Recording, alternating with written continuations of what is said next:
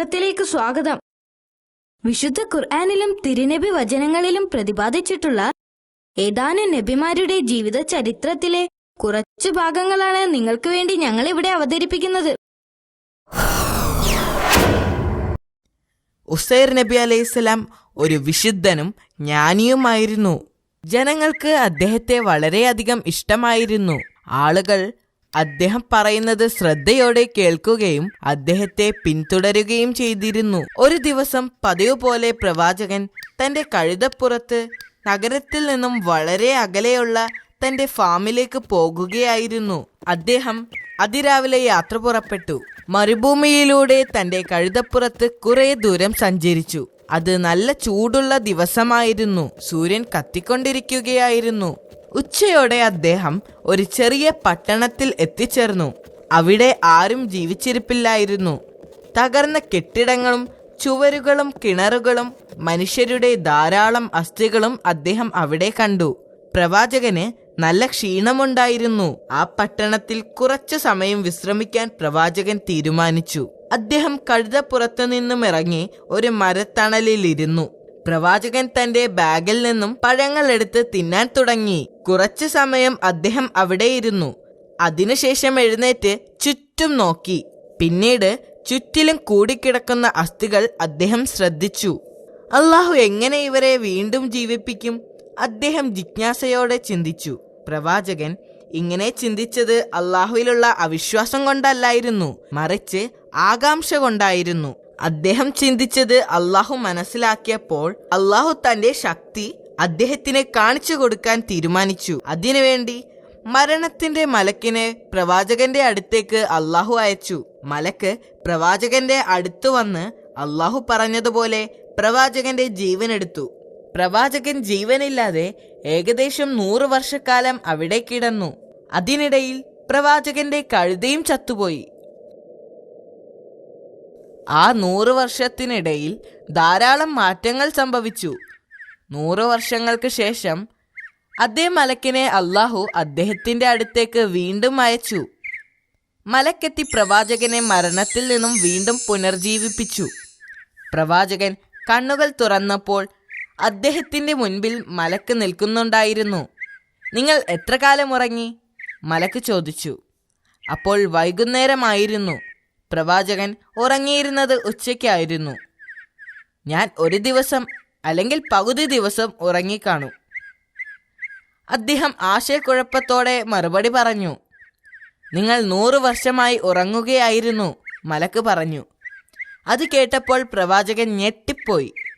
അദ്ദേഹം ജീവിതത്തിലേക്ക് തിരികെ വന്നത് അള്ളാഹുവിന്റെ ശക്തി കാരണമാണെന്ന് അദ്ദേഹം മനസ്സിലാക്കി. പിന്നീട് മലക്ക് പ്രവാചകന്റെ കഴുതയെയും ഉണർത്തി. പ്രവാചകൻ അദ്ദേഹത്തിന്റെ വീട്ടിലേക്ക് തിരിച്ചു പോകാൻ തുടങ്ങി. ആ ദിവസം പ്രവാചകൻ ഒരു കാര്യം മനസ്സിലാക്കി. അള്ളാഹു തന്റെ ജനതയ്ക്ക് നൽകിയ ശിക്ഷയായിരുന്നു അത്. അദ്ദേഹം തന്റെ ജന്മദേശത്തെത്തിയപ്പോൾ വീണ്ടും അത്ഭുതപ്പെട്ടു. അദ്ദേഹം അവിടെ നിന്ന് പോന്നിട്ട് 100 വർഷം കഴിഞ്ഞല്ലോ. നഗരം മുഴുവനും മാറിയിരിക്കുന്നു. പുതിയ കെട്ടിടങ്ങളും പുതിയ തെരുവുകളും ഉണ്ടായിരിക്കുന്നു. അദ്ദേഹത്തിന് ആരെയും തിരിച്ചറിയാൻ കഴിഞ്ഞില്ല. അദ്ദേഹം ആ കഴുതപ്പുറത്ത് നഗരത്തിലൂടെ സഞ്ചരിച്ചു. എന്നിട്ട് തൻ്റെ വീടിന് നേരെ യാത്രയായി. അദ്ദേഹം തൻ്റെ വീട്ടിലെത്തിയപ്പോൾ അവിടെയുള്ള ആരെയും അദ്ദേഹത്തിനോ അവർക്ക് അദ്ദേഹത്തിനെയോ തിരിച്ചറിയാൻ കഴിഞ്ഞില്ല. നിങ്ങൾ ആരാണ്? അവിടെ ഉണ്ടായിരുന്ന ഒരു സ്ത്രീ ചോദിച്ചു.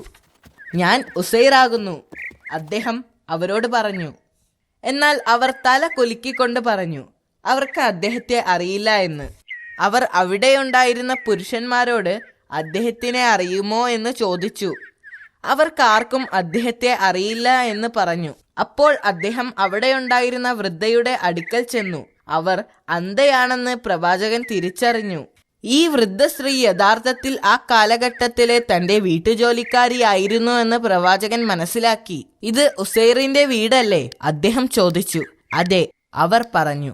എന്നാൽ ആളുകൾ അദ്ദേഹത്തെക്കുറിച്ച് കുറെ കാലമായി മറന്നു പോയിരിക്കുകയാണ്. 100 വർഷം മുൻപാണ് അദ്ദേഹം പോയത്. ഞാൻ ഉസൈറാണ്, അദ്ദേഹം അവരോട് പറഞ്ഞു. അള്ളാഹു എൻ്റെ ജീവൻ എടുത്തിരിക്കുകയായിരുന്നു. ഇപ്പോൾ 100 വർഷം പിന്നിട്ടു. അള്ളാഹു എൻ്റെ ജീവൻ തിരികെ തന്നിരിക്കുകയാണ്. ആ വൃദ്ധ സ്ത്രീ അദ്ദേഹത്തിന്റെ ശബ്ദം തിരിച്ചറിഞ്ഞു. പക്ഷേ അവർക്ക് ഉറപ്പില്ലായിരുന്നു. അവർ പറഞ്ഞു, അവർക്കെങ്ങനെ ഉറപ്പിക്കാനാവും? 1-2 വർഷങ്ങളല്ലല്ലോ, നീണ്ട 100 വർഷം കഴിഞ്ഞിരിക്കുന്നു. അവർ പറഞ്ഞു, അള്ളാഹു ഉസൈറിന്റെ പ്രാർത്ഥനയ്ക്ക് ഉത്തരം നൽകും. നിങ്ങൾ ഉസൈറാണെങ്കിൽ എനിക്ക് കാഴ്ച കിട്ടാനും എനിക്ക് നടക്കാൻ കഴിയാനും അള്ളാഹുവിനോട് പ്രാർത്ഥിക്കുക. പ്രവാചകൻ സമ്മതിച്ചു. അദ്ദേഹം സുജൂദ് ചെയ്തുകൊണ്ട് അള്ളാഹുവിനോട് പ്രാർത്ഥിച്ചു. എന്നിട്ട് അദ്ദേഹം എഴുന്നേറ്റ് വന്ന് വിരലുകൾ അവരുടെ കണ്ണിന് മുകളിൽ വെച്ച് പതുക്കെ തടവി. എന്നിട്ട് അദ്ദേഹം കൈകൾ എടുത്തുകൊണ്ട് പറഞ്ഞു, അള്ളാഹുവിന്റെ ശക്തിയാൽ കണ്ണു തുറക്കുക. എന്തൊരത്ഭുതം! അവർക്കിപ്പോൾ എല്ലാം കാണാൻ കഴിയുന്നു. പിന്നീട് അവർ എഴുന്നേറ്റ് പരസഹായമില്ലാതെ നടന്നു. ആ വൃദ്ധയ്ക്ക് ഭയങ്കര സന്തോഷമായി. അവർ സന്തോഷത്തോടെ പറഞ്ഞു, അതെ, നീ ഉസൈറാണെന്ന് ഞാൻ സാക്ഷ്യം വഹിക്കുന്നു. അപ്പോൾ ഉസൈർ നബി തന്റെ മക്കളെക്കുറിച്ച് അവരോട് ചോദിച്ചു. അവർ പ്രവാചകനോട് അവരുടെ കൂടെ ചെല്ലാൻ ആവശ്യപ്പെട്ടു. അവരൊന്നിച്ച് അടുത്തുള്ള ഇസ്രായേലിയൻ സഭയിലേക്ക് പോയി. 118 വയസ്സ് പ്രായമായ പ്രവാചകന്റെ മകനാണ് സഭയ്ക്ക് നേതൃത്വം നൽകുന്നത്.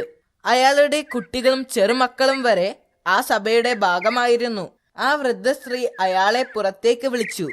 എന്നിട്ട് പ്രവാചകനെ പരിചയപ്പെടുത്തി. ഇത് നിന്റെ പിതാവാണ്, ഉസൈർ. അദ്ദേഹം തിരിച്ചെത്തിയിരിക്കുന്നു. ഞങ്ങളുടെ പിതാവ് മരണപ്പെട്ടിട്ട് ഏകദേശം 100 വർഷമായി. പിന്നെങ്ങനെ ഇത് സംഭവിക്കും? അവരാകെ ആശയക്കുഴപ്പത്തിലായി. ആ വൃദ്ധ സ്ത്രീ ആവർത്തിച്ചുകൊണ്ട് പറഞ്ഞു, നിങ്ങൾ കള്ളം പറയുകയാണ്.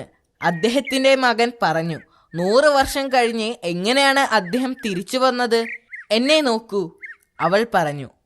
ഞാൻ നിങ്ങളുടെ പഴയ ജോലിക്കാരിയാണ്. എനിക്ക് മുൻപ് കാഴ്ചയുണ്ടായിരുന്നോ? നീ എന്നെ അവസാനമായി കണ്ടപ്പോൾ എനിക്ക് നടക്കാൻ കഴിയുമായിരുന്നോ? നിന്റെ പിതാവ് എനിക്ക് വേണ്ടി അള്ളാഹുവിനോട് പ്രാർത്ഥിച്ചു. ഇപ്പോൾ എനിക്ക് നടക്കാനും കാണാനും കഴിയും. പ്രവാചകന്റെ മകൻ എഴുന്നേറ്റ് നിന്ന് അവരുടെ അടുത്തേക്ക് ചെന്നു. എന്റെ പിതാവിന്റെ തോളിൽ ഒരു കറുത്ത മറുകുണ്ടായിരുന്നു എന്ന് അദ്ദേഹം പ്രവാചകനോട് പറഞ്ഞു. നിങ്ങൾക്ക് ആ മറുക് കാണിക്കാൻ കഴിഞ്ഞാൽ ഞങ്ങൾ നിങ്ങളെ വിശ്വസിക്കാം. പ്രവാചകൻ അദ്ദേഹത്തെ തന്റെ മറുക് കാണിച്ചു. അത് തന്റെ പിതാവാണെന്ന സത്യം അദ്ദേഹം തിരിച്ചറിഞ്ഞു. അവർക്കത് വിശ്വസിക്കാനായില്ല. അവർക്ക് മനസ്സിലായി തങ്ങളുടെ മുന്നിൽ നിൽക്കുന്നത് അവരുടെ പിതാവാണെന്ന്. എല്ലാവർക്കും സന്തോഷമായി.